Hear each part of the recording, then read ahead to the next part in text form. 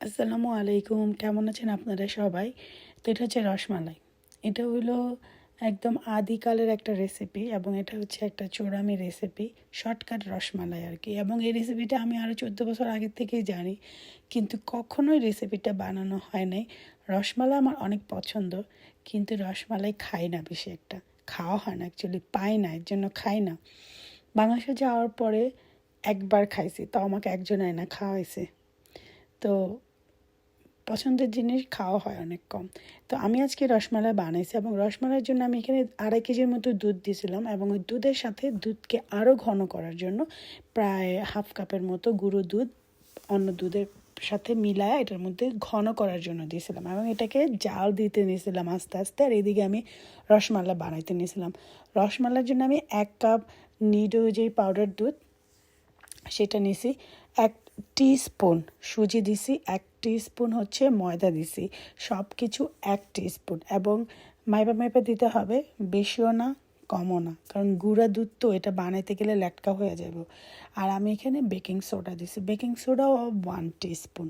মানে সব কিছু এক। আর বেকিং সোডাটা অবশ্যই মেয়াদ থাকতে হবে, যদি এক্সপায়ার হয়ে যায় তাহলে কিন্তু মানে দুধের সাথে মিলে যাবে, আবার যদি বেশি হয় তাহলে কিন্তু দুধের সাথে মিলে যাবে। এটা আমার এক্সপিরিয়েন্স থেকে, যদিও আমি রসমালাই প্রথমেই বানালাম। আর ডিমটা ফ্রিজ থেকে আমি অনেক আগে বের করে হচ্ছে এই রুম টেম্পারেচারে করে রাখছি। মিষ্টি জাতীয় জিনিস নাকি যারা অনেক মিষ্টি মানুষ তাদের হয়, আমি তো মিষ্টি মানুষ না, কিন্তু তারপরও আমার মিষ্টি অনেক সবসময় সুন্দর হয়। প্রথম বানাই, দ্বিতীয় বানাই, আর যতবারই বানাই। এই রসমালাইটা এই রেসিপিতেই প্রথমেই বানাইছি, হঠাৎ করে বানাইলাম। তো মজা লাগছে, আসলেই মজা লাগছে। এটা আসলেই খুবই ইউনিক একটা রেসিপি, মানে অনেক সুন্দর একটা রেসিপি। তোমরা যারা নতুন মেয়েরা আসো, নতুন রাঁধুনিরা আসো, যারা নতুন রান্না করতেছো, ছোট ছোট আপুরা, তোমরা ট্রাই করে দেখতে পারো। তো আমি একটা ডিম দেওয়ার পরে এবং এইখানে একটু একটু করে ডিম দিছি, কারণ আমি একবারে পুরো ডিমটা দিয়ে দিলে যদি বেশি পাতলা হয়ে যায়, এই কারণে একটু একটু করে দিয়ে মেখে মেখে এটাকে আস্তে আস্তে করে মানে দেখছি যে আসলে কতটুকু দরকার। তারপর পুরো ডিমটাই দরকার হয়েছে এখানে।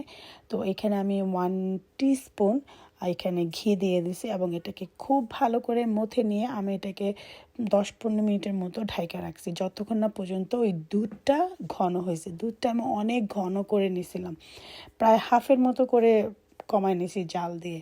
তো এটা প্রায় 5-6 মিনিট, কত মিনিট ঢাকছি মনে নাই, এরকমই হইব আর কি।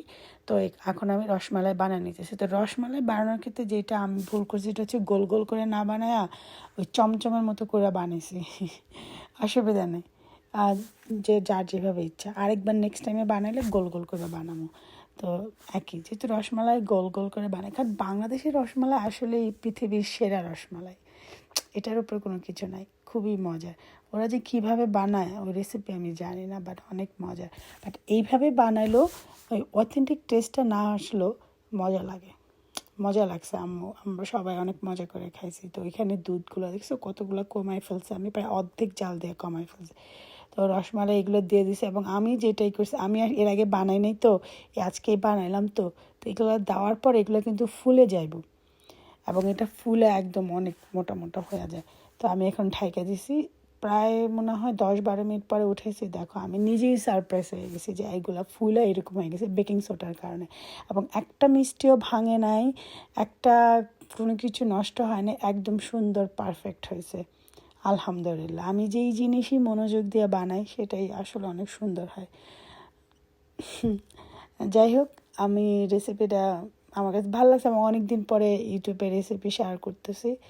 তো আপনারা সবাই ভালো থাকবেন, দোয়া রাখেন আমার জন্য, আমার ফ্যামিলির জন্য, আমাদের সবার জন্য। আর আপনারা সবাই অনেক ভালো থাকবেন। তো আসলে কি, রসমালার মধ্যেই বাদাম টাদাম আমার কাছে ভাল লাগে না, তারপরও ছবি তোলার জন্য, সুন্দরের জন্য বাদাম একটু ছিটাই দিছি। এই তো, আল্লাহ হাফেজ। আরেকদিন কোনো একটা রেসিপি নিয়ে করবো এবং এটা খাইতে অনেক মজা ছিল। অবশ্যই ট্রাই করে দেখবেন। আর আপুরা তোমরা অবশ্যই ট্রাই করে দেখবে আর আমাকে জানায়ও।